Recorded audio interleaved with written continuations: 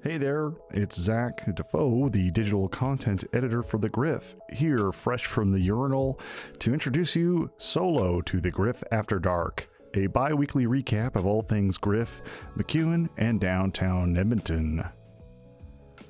So there's a few things I guess I want to mention. Poor Leanna is deathly ill, and that's why you're stuck with these dulcet tones, and no outside voice to stop my mania from running off the rails. I guess I'll talk about my break. How about you? I spent all my break working. Like all of it. Some of you may know I work for City News Edmonton on the side. Or maybe this is a side gig, I do not know. I guess it depends who's paying me more money. But I recently kind of separated from my partner of the last 8 years.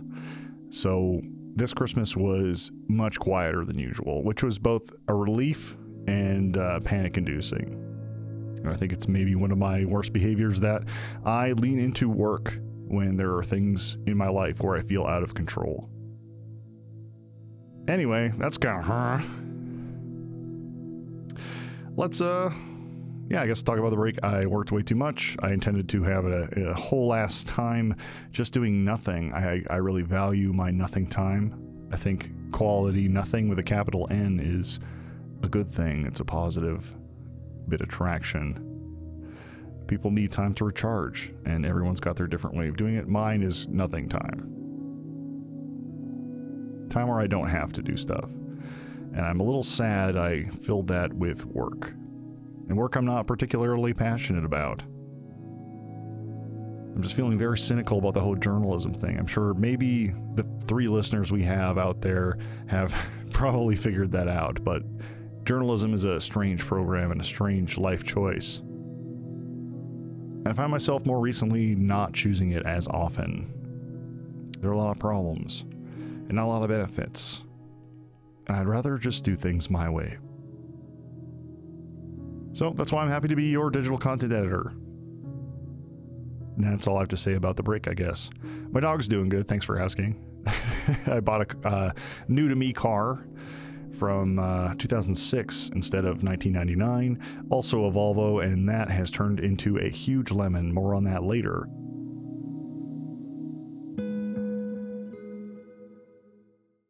Speaking of cars, the Griff January 2025 magazine is out.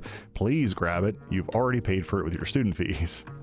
You'll notice there's lots of cool cars on the front, but that is just sort of something to get it off the stands and also feature some of the best whips at McEwen. So that was really fun for people to put together and also really aesthetically cool. But there are pieces on harm reduction. There are pieces on crazy things happening at the provincial level that affect fund disbursement to universities according to ideology. I think that one made into the magazine. If not, you'll see it on web soon from Liam Newbigging. That was very cool. And today we also went and met, well, I didn't personally because I suck and I have a class exactly when this meeting started, but Rebecca Lynn Reeves kind of led the charge on the meeting with the Indigenous Students Club at KW. To try and get more Indigenous contributors because we think that's important, and I think that's important. So please get a hold of us, and we want to work with you. So anyway, I bought a car new to me, and I got suckered real bad on a Facebook Marketplace deal. It was $5,000 of real-world money that I spent on this goddamn thing, and another $1,200 to get it on the road, more or less. And it's shinier and newer and bigger. And when I met with the guy, he was telling me all the little gremlins, because this is still a 20-year-old car, basically, 18 years old, legal. And the guy was telling me all the gremlins, like, oh, the hood latch doesn't work, you're missing some light bulb, blah, blah. Oh, and that shake is normal. By the way, when someone tells you that, it is not normal. Your car should not shake. The car ended up having misfires on cylinder 2 and 4. For those of you who are technical, you know that is very fucked up and not cool. Anyway, all these things he was telling me, and I kind of felt myself falling back into my body and thinking, wow, this car is like the cars in the McEwen parking lot. For those of you who know me or not, I was driving a Volvo from 1999. It's just a chicken wagon. The engine runs like a clock, but it's got like 330,000 kilometers on it, and it is not very pretty. It's dented, it's scuffed, it's got trim falling off. I don't open any of the windows because I'm worried they won't roll back up. So the things that make it go are reliable, but the rest of the car is pretty ugly.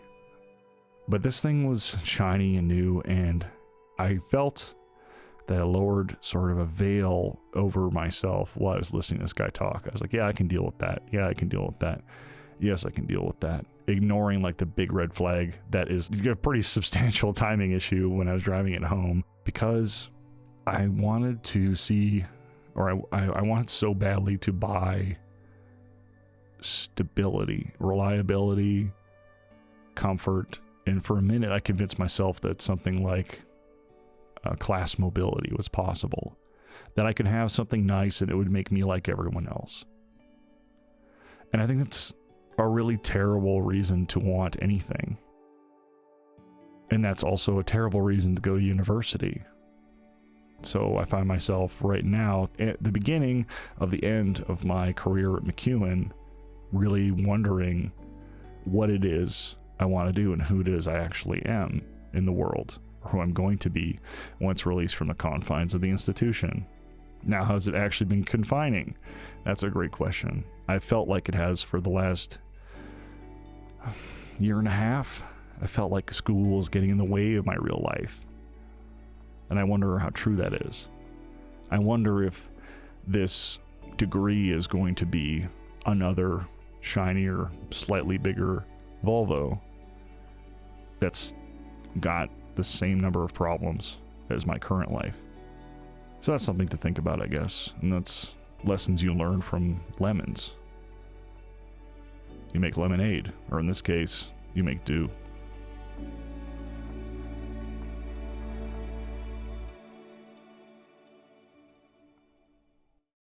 I had the privilege the other day of interviewing Michel Cote. He is an artist.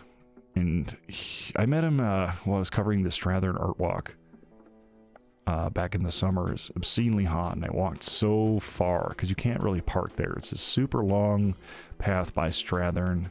You have to park in the neighborhood and then walk in. I had to walk probably 1.5 kilometers with a camera and a tripod. It wasn't easy work. It was 33 degrees. And I was going through, I was gathering visuals on the booths and talking to organizers, and it was going to be a straightforward pack. And then I came across a sort of a tent. I guess that's what they are. They're like tents that had this guy sitting in it, and all of his art was bread and toast themed. And I couldn't help but ask about it. I asked him, hey, what's with the toast? And he told me this story about how he and a bunch of other artists formed a haphazard collective, and they began this thing called the era of chaos. And it quickly became the era of toast, because he said he met somebody who told him something that changed his life. He said, once you're toast, you'll never be bread again. And I'm interested what you have to think about it. What do you think that means? To me, sometimes it means you cross a threshold and you can never come back the same way. Or once you learn a certain thing, you can never look at the world the same way again. For him, that's when he really decided to identify fully as an artist and pursue his art. Even though he'd been leading that way a long time, that's when he jumped into the deep end. And the era of toast began. And he says he's never looked back. I don't think he could. I think this is just who he is now. And that's very cool and okay. And I'm jealous of that. I'm jealous of that level of freedom. And I remember when I first discovered film, I wondered how long I could keep that high going. And it wasn't very long, unfortunately. Because everything, when you ride that high long enough, you start to run out of ideas, and then you need to lean into a formula of production that usually serves an algorithm somewhere, and you're just making stuff. And I was talking to Arlo Maverick. I was talking to him on about art and AI for the Gift of Gab. I ran 2 segments for them over the summer, and he made a distinction between art and content that I think is very important to talk about. Art fulfills, I think, 3 different domains in my mind. There's the process, the product, and the performance, in any order. But I'm going to say actually product, process, performance. The product is the thing that gets made. That's the content. That's the artifact.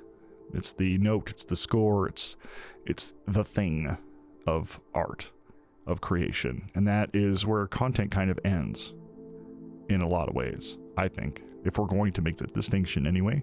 And then there's process, or the craft.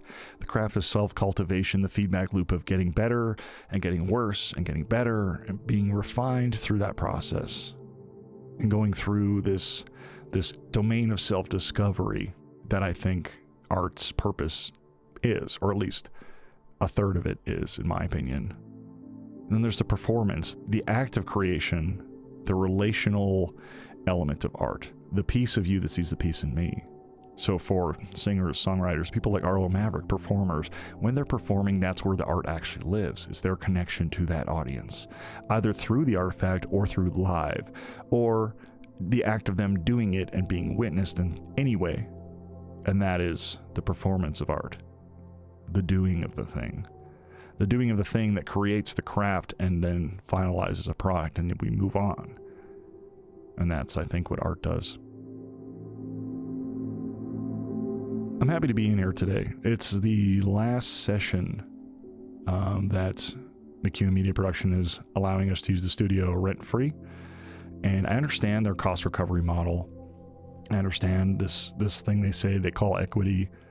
I understand, I sympathize with that.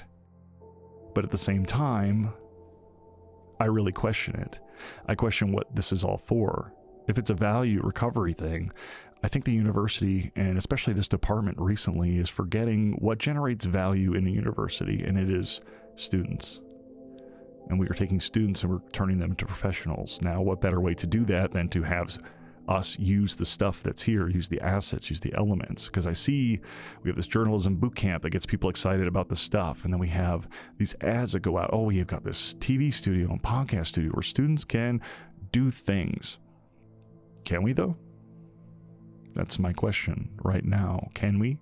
Because in my brain, this time last year, I believed that the Griff and McEwen Media Production had the same mandate, that is getting students to make stuff. And so I was like, man, I would really love to work with this.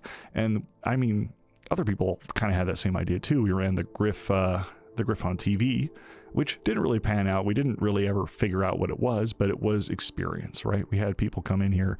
We had Aja Souter running like a handy cam on a couple segments. We had Adrian Ting getting her first experience switching the board. We had some people monitoring sound. We had some people operating cameras. This is experience outside of class. And I think the issue has become, if contributors to the Griff are not in the comms program, then we're not selling comms courses. And I think that's what the issue is. And I would love to sit down and talk to Sheena about it, but I got an email from Sasha saying that their policy is now to charge, and we just don't have the budget for that at the Griff, which is fine. And again, I sympathize with that heavily, but I don't fundamentally understand. And I question if it's coming from McEwen Media Production or if it's coming from the department. Because this stuff is underutilized. And it's becoming more utilized through coursework and things like that. But right now, it's 5 p.m., 5:19. There's fucking nobody here. Like, this is just going underused. Is it because there's a lack of external clients and we don't have revenues that we were expecting to use this space? If so, can I get that explanation instead of saying because of equity? I would really appreciate that. But I should be the one to set the meeting up. But I'm kind of scared what the answer is going to be. Is going to make me even more cynical. Anyway, we have field options. I've been, buying my own stuff slowly on the side, so we can record somewhere quiet in SAMU, and that's fine. It just bums me out. It just bums me out.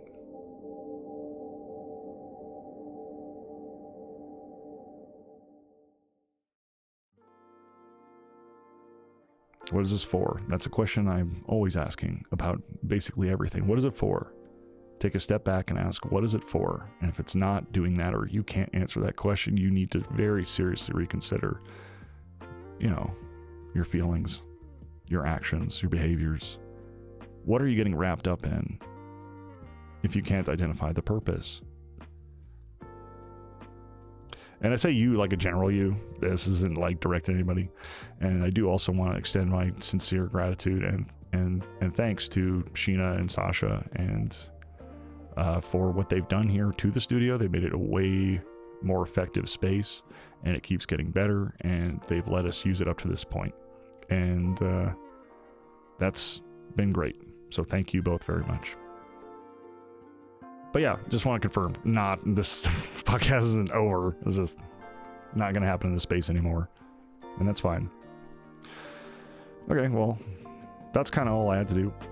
Other things, I will be running some workshops, hopefully this and or next month, on that will help people speed up their workflows or just get hours in handling a camera, and maybe some editing workshops. I want to show how to shoot events, just like pack coverage of events. So I find that we don't often get enough B-roll, and the importance of B-roll and the importance of choosing certain shots that do certain things, especially in vertical video medium. I think it's really important to not get the shot that your grandma would get. No offense, we don't get very many of that, but that is the problem shot in content creation, is you're sitting there and just getting a shot that anyone could get from super far back. Look at this is happening. No, bring us in, zoom all the way in, get me a sequence, close, medium, wide, and then you can really tell a story. You can really show the texture. You can really show things that voices in your interviews and stuff like that are gonna say. Put pictures to words. And also for audio, learning how to remove the hard cut pop in DaVinci and Adobe, and those are the only two ones I know, so sorry. I guess I'll end this recording with something fun. I'll pull something up, I'll read it to you in a dulcet tone, and then we can gizzity go. Oh, this is from a short story I was writing called Sisyphus. Yeah, it's kind of edgy, sorry about that. I know there won't be nothing. I know now with certainty. Though I can lay here beneath God's stinging spittle, shifting in the snow, as close to still and lifeless as I can be, I know there's still life stirring within me, around me. I know inevitably I will exist in mere eternities from here, somehow. And at present, I know I exist. Therefore, I know my suffering is incomplete. And I rise, limbs cold and leadened, aching for mercy, yet there shall be none, and this toil may never be done. But it will remain less never done, if I let it lay. And perhaps I will finally die more complete than less complete, rather than to do nothing. I have the gods of forever to kill anyways. May as well come at them with a stronger back than the one that broke yesterday.